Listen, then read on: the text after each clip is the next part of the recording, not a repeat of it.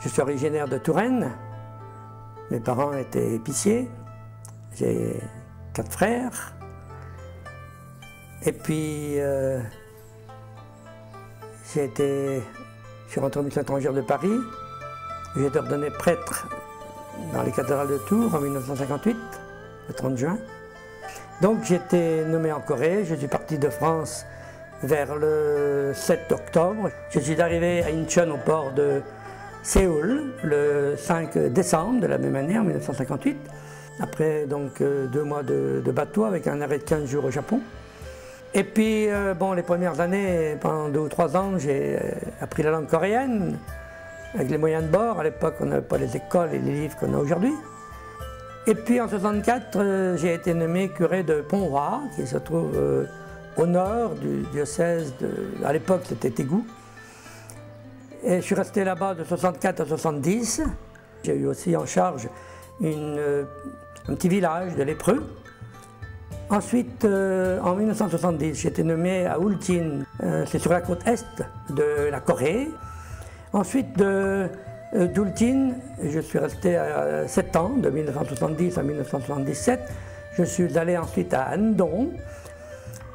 J'ai été aumônier de prison, environ une bonne année. Et puis en 1978, mon supérieur m'a demandé d'être comme aumônier au Carmel de Séoul. Donc je suis arrivé au Carmel de Séoul le 31 octobre 1978. Au début de l'année 1979 jusque vers 1990, tout en étant bien sûr au Carmel, j'ai été professeur d'écriture sainte dans un institut catholique. J'ai enseigné le Nouveau Testament. En 1990, tout en étant au Carmel, j'étais aumônier des francophones jusqu'en 2005 environ. Et maintenant, depuis 2005, je suis là au Carmel où j'assure les messes, parfois les confessions. Je me trouve relativement en bonne santé, je peux faire du travail ici. On me dit quand est-ce que vous allez arrêter? Je dis j'en sais rien, pour le moment je peux travailler, je travaille. Et puis je ne me pose pas d'autres questions. Hein. Je me dis mais j'ai pas perdu quand même mon temps avec les pauvres moyens que j'avais. Hein. Ni de en langue, ni je n'avais pas fait d'études spéciales. Eh bien le Seigneur à travers nous, il fait des choses auxquelles on ne s'attend pas. Quoi.